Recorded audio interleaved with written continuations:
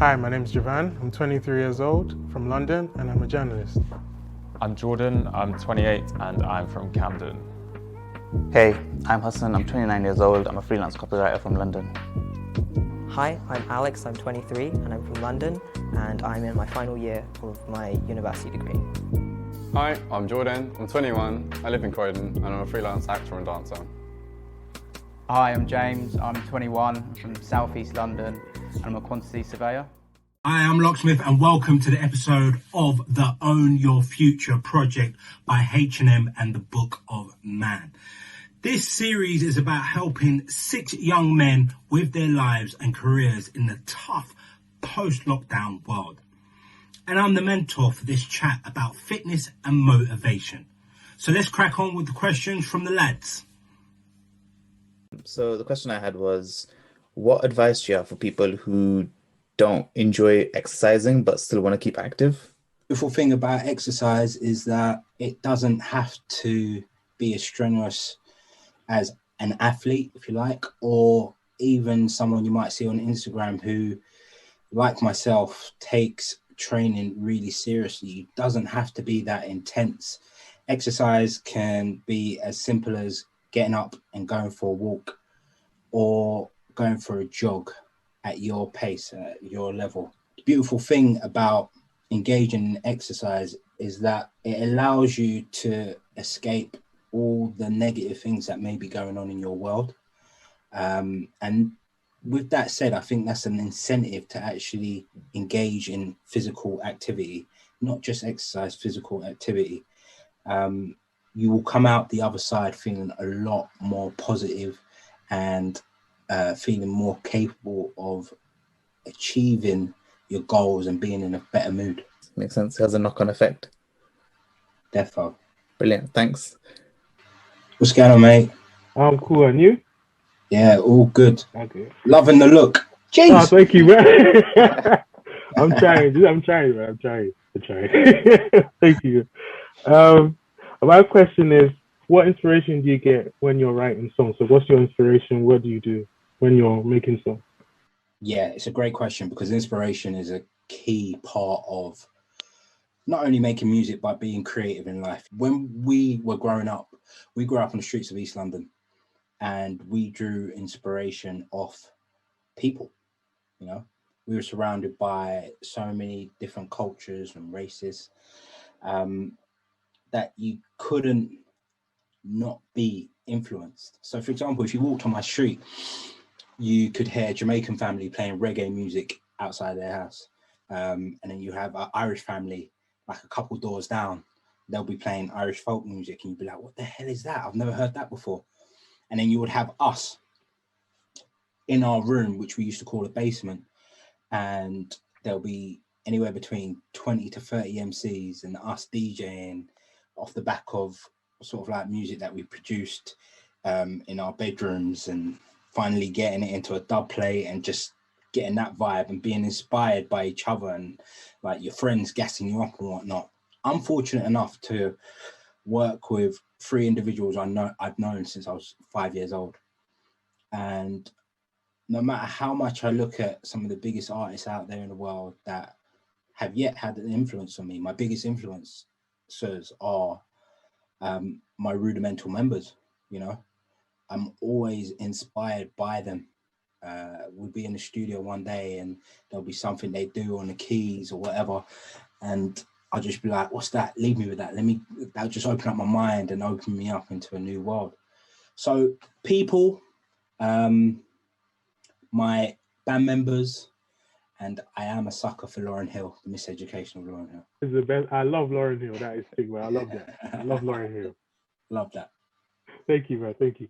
No worries, man. I just wanted to ask, well, basically, like I personally use the process of like making beats as some like a form of escapism almost.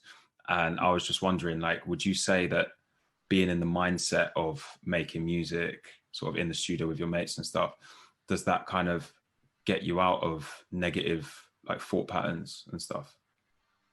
Well, look, I know this might sound weird what I'm about to say, and I'm not an astronaut, but when I see astronauts and they go out to space.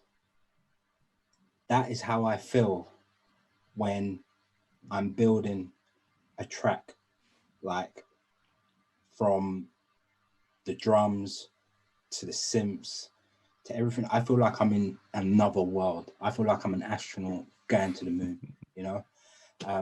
Like I said, it's a bit of a weird analogy, but that's the only way I can describe it. And as I'm on that rocket heading towards the moon, I feel like I'm leaving all the stresses and all the worries behind, you know? And it's almost like they don't exist. And once you've, you know, got to a stage in your beat making process, whether it be finished or not, you come out of that feeling like you've achieved something. And I always say that music and fitness are very similar, you know, because you could be making a beat in the comfort of your own home, your bedroom, and you can achieve and reach a certain goal within a short amount of time, which is the same for exercise. Whereas in life, and sometimes you're 9 to 5, like I've worked 9 to 5s, you could be there for a year and not get a promotion, you know? You could be there for a few years and not be told that, you know, you've actually jumped the ranks or you're doing well and whatnot. But in that short space of time of making a beat or doing a bit of workout for a week, you see that instant progression, and that is so rewarding. Yeah, 100%, man. I know we touched on it kind of slightly before, but I was gonna ask who your like biggest musical artists were. I mean, like the actual artists, if you could name people. Yeah, we kind of had old head on young shoulders, you know. I was kind of inspired by what my mum listened to, funny enough, and I begged her to buy me a pair of decks. And when she got me the pair of decks on my 12th birthday, I had no vinyls to play. So it was just, and vinyls cost like £7, like a record. So I would end up spinning my mum's vinyls, and some of the musical artists that I was inspired by were the likes of Anita Baker, some really sort of Motown lot like Earth, Wind and Fire lot, which we kind of idolize and symbolize our band off, if you like. If you come see us live, there's so many sort of similarities to Earth, Wind and Fire, the Marvin Gayes of the world. And those were like my early influences of like musical artists. And then as I got older and, you know, you start to find out for yourself, like house music, Morale's Groove. On the streets, my favorite sort of group was Heartless Crew. Even up to this day, they did like a live event and I'm just sitting on the sofa watching them in awe. I grew up with Dizzy, so like seeing Dizzy do what he did was amazing. And then you've got like the Dr. Dre's of the world. Like when I hear Dr. Dre and I see what he does and where he's come from to where he is now, not just on the music side, but everything, it's amazing. So yeah, it's mad, because if you pick up a Rudimental album, it's so eclectic. There's so many different styles and genres on there. So every sort of name that I've mentioned, from old school garage to house to, you know, drum bass to Motown, it's all infused in our music, and that's where it comes from. When people kind of only cling on to one kind of form of music, I think it's really sad. Like, I feel like people need to have a variation in kind of it's styles, and it's just about having an appreciation for, even if you don't personally want to listen to it, you need to appreciate other people's music as well. I think it's a sad thing. I think it's something that we suffer from a lot in the UK. You know, like we've travelled all over the world, and I feel like the UK is very guilty for boxing in audiences, and I hate that. Like, that is one of my pet hates. Like when things are boxed in, I just don't understand why we do that so much here. Yeah, no, that's great, man. Thank you. Obviously, physical health is quite important to you, but why do you think keeping in physical shape is important to your mental health? Like, what do you think the link is there? For me, on a personal note, I can like hold my hands up and say that I've had some mental health issues throughout the years, you know, and it's been off the back of, you know, being away from family and being a part of a band that is so successful, luckily. Traveling all over the world, I've struggled with being away from home, you know, and that has had a massive impact on my mental health. So with that said, coming away from that and being able to do something that's totally different, but at the same time still very closely linked, has allowed me to escape some of the issues or what I may have found sort of like causing me anxiety whilst I was on tour, you know? So for example, I remember there was a time when I was in Australia, and it was the first time we went to Australia. I kind of did all the work. So I was out there on my own with a tour manager, and it's a 24-hour flight away. It feels like it's forever away. I'm homesick.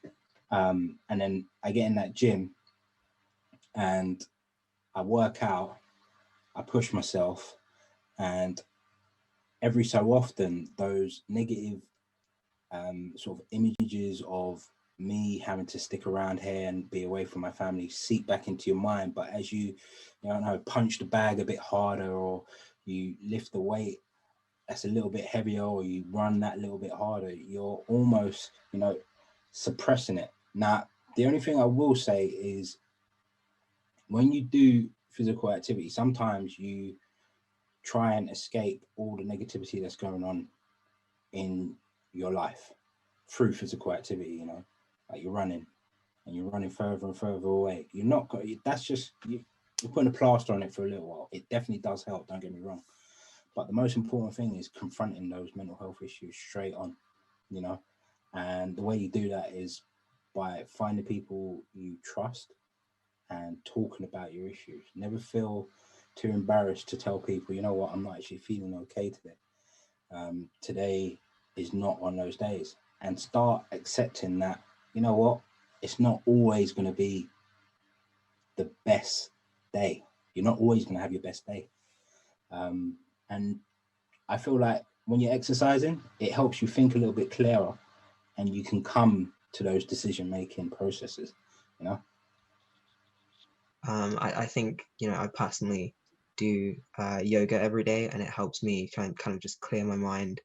And it's good to kind of see that other people are using physical exercise just to help them kind of get over mental blocks. So yeah, Definitely. thanks. No, that's amazing, man. Especially in a time that we're in now, and you know the current climate of things, it couldn't be more important. Yeah, exactly. So with everything that's kind of gone on in the past year or so, you're probably gonna have a lot more people going to the gym now because they've not been able to get out as much and so on. So what kind of mindset do you think people who are new to the gym, who might be like intimidated, what kind of mindset should they go in with when they first start out? Firstly, I get gyms can be very intimidating. What are they trying to achieve once they go in there?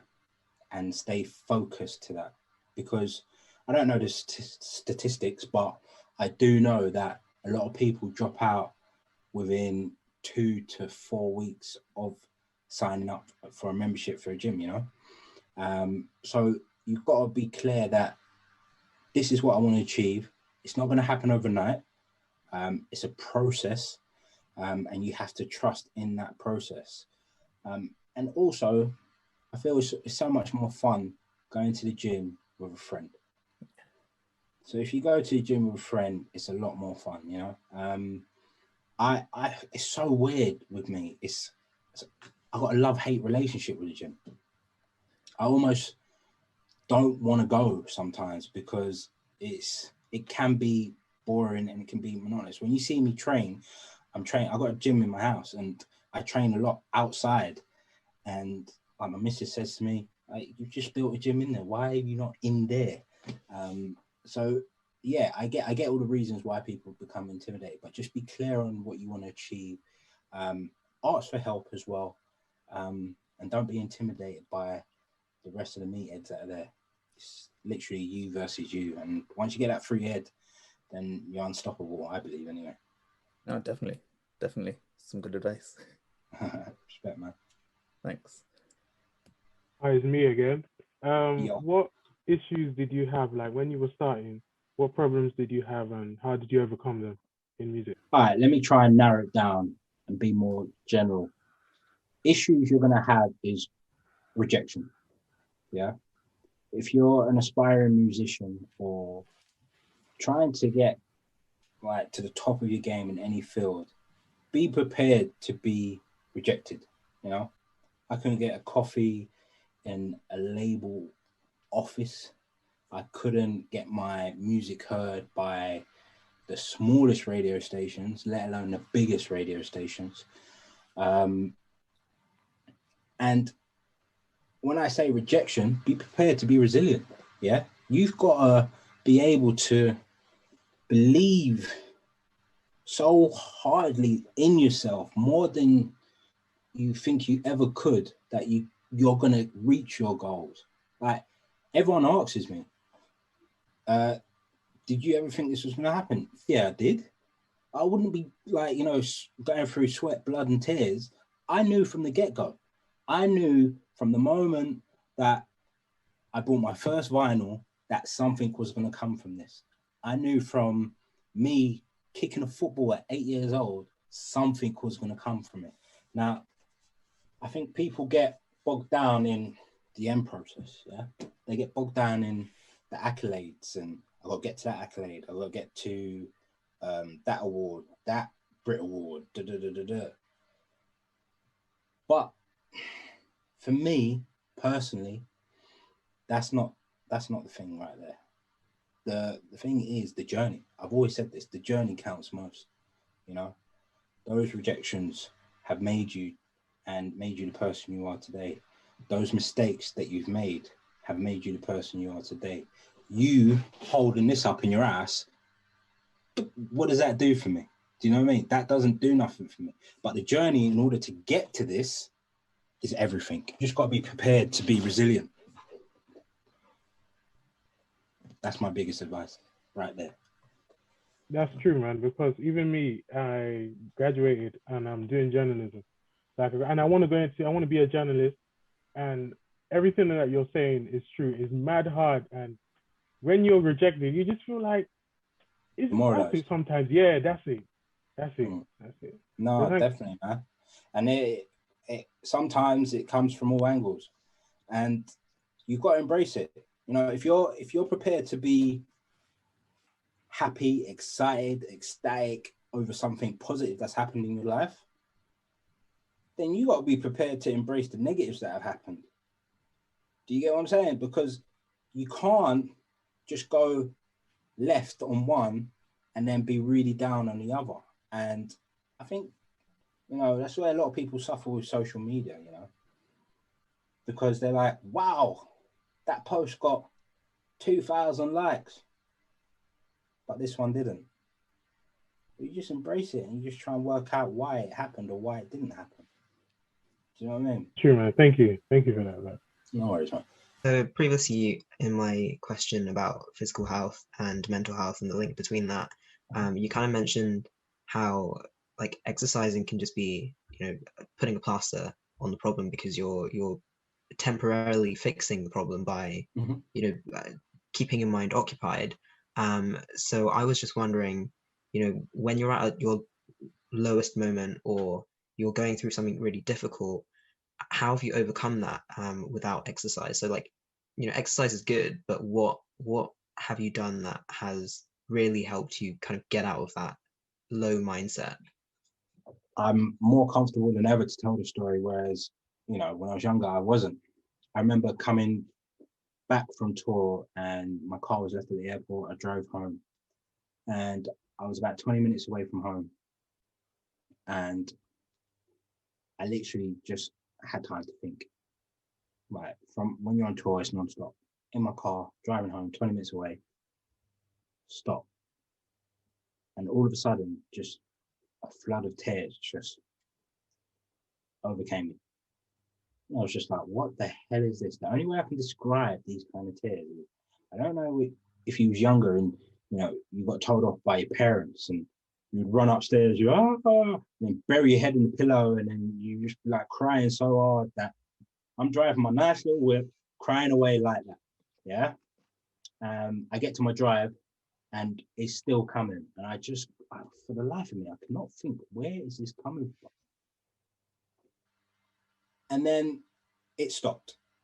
And I went inside and I forgot about it all. I just didn't even confront it. I just let it live there. I let it live in that 20-minute journey. I let it live there. And that, not that in particular, but that was a sort of like a snowball of a lot of other things happening, but it started to feed into the rest of my life, my music career as well, with my bandmates and whatnot. My tempo was getting short, and my closest friends could see that this was happening. So one day I was in the house by myself and I get a knock on the door, and I get freaked out when I get a knock on the door. You know, this is 2021, call me before you come to my house kind of thing. And it was my boys, and I was like, how did you get past the gate?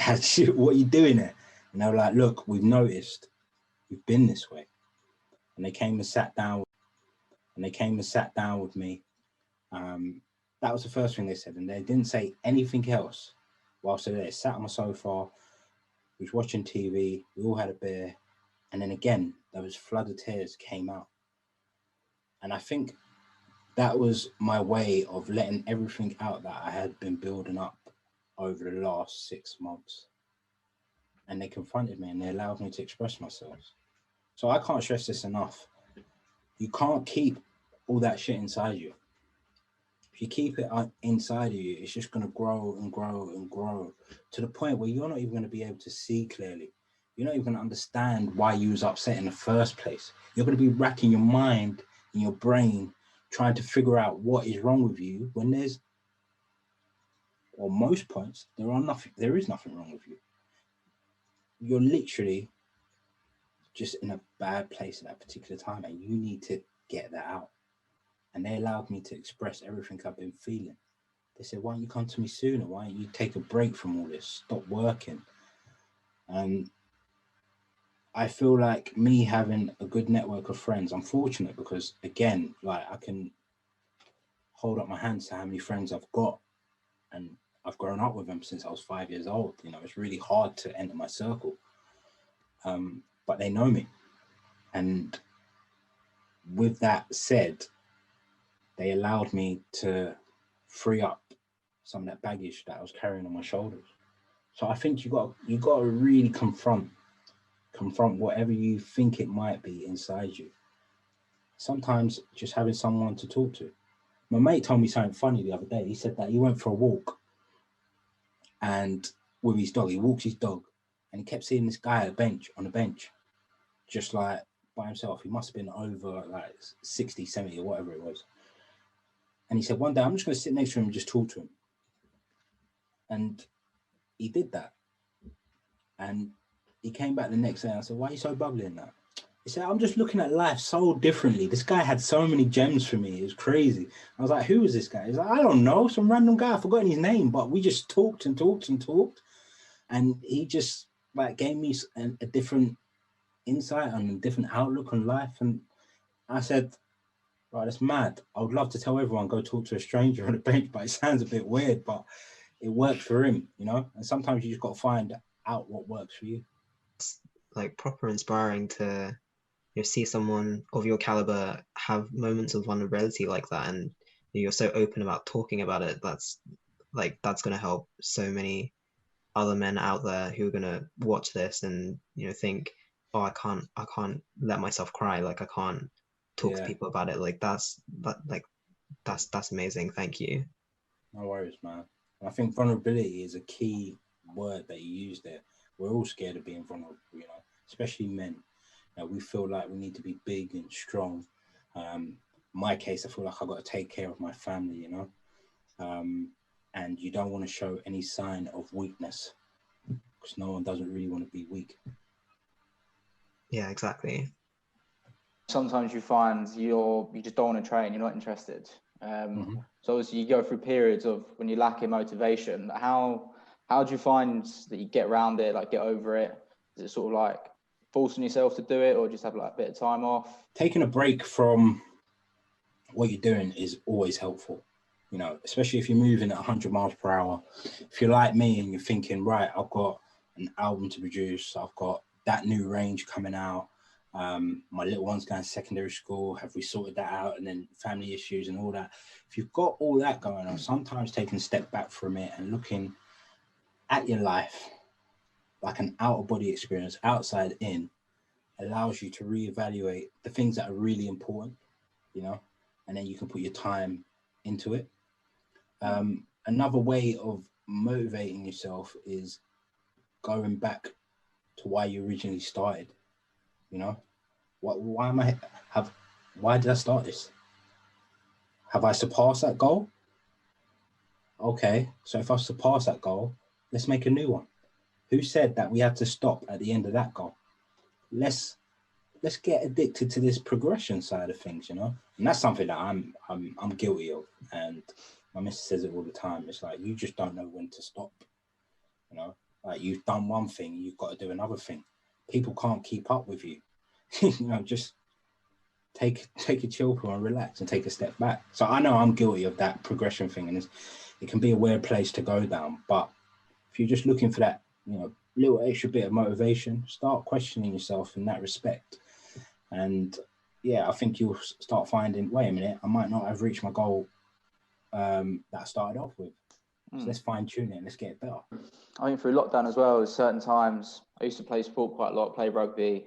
So I was in the gym quite a bit and stuff. And then the lockdown, obviously gyms are closed. So I had to sort of change up what I was doing. I was quite lucky to have a bit of equipment here, so I could get some workouts done. And started running a lot. But in the past couple of months, just not been interested in it at all, which has been so out of character for me. All through school, growing up, like all I've ever done is sport. Literally, like when I was at school, I was doing like 5 days a week sort of thing. And then so the past like 2 months, it's just been quite odd for me to come home and just like, I'm just not. It's not odd, bro. Yeah. It's not odd. You know why it's not odd? Because it's unprecedented times, isn't it? Like, if you had, I'm gathering from what you're very similar to me, like you like team sports, right? Yeah, definitely. And the whole thing about sort of like rugby and football is the fact that you're fighting for your brother next to you, you know? Like, and that whole camaraderie is an amazing thing. The bants, sometimes it's not even the match, it's the bants and the change room, you know, and the bants afterwards, and when you go to the pub and whatnot, all those things. Like, so if we were acting normal and those things were happening, and then like you come back and then you're like, I don't know, I'm really not feeling up for this, then I would start questioning some other aspects of your life and what's feeding into that. But these are unprecedented times. Those moments of bants before and after a game is not there. You know, there's only so much you can do in a WhatsApp group before you want to throw it through the wall, and you're not able to go to the pub and sit down with a mate and just have a chat with him. So you're not odd. I felt like that. You know, I even had to take a step back from my membership side, and I said, look, we're having a 2-week break. We've gone hard since the beginning of the year. You know, take a 2-week break. And then we're going to come back, and we're going to come back stronger. And I wanted to do something for myself, so I started training for myself rather than training for others. I'm not a PT. I'm a multi-platinum record selling guy. Do you know what I mean? I'm not a PT. So I said to myself, I've got to start doing some stuff for myself so that I can actually come back and be better. And that's something that you may need to look at, because although all right, when you was training during lockdown at the beginning, you know, you felt like you was doing it for yourself. You might not have been doing it for yourself. You might have just been doing it to pass time. Do you know what I mean? So then take a step back from it and say, like, look, let me do something for myself. Let me go learn how to play guitar. Do you know what I mean? Yeah. Let me go chat up this girl like I've been liking for God knows how long, or whatever. Just try something new. I think that's what it is. Sweet. I like that. That's good words. Thanks, bro. Appreciate it. Respect, bro. An absolute pleasure to answer all your questions. Remember to stay positive. I know it's a very difficult time that we're in now, but the end is near. Massive respect. The questions, I really enjoyed answering them, and enjoy the rest of your day. Cheers, man. I didn't know what to say. Thank you, man. Thank you. Cheers, man. Yeah, Thank you. thanks for your time. Thank you, man. Appreciate No, it. respect, man.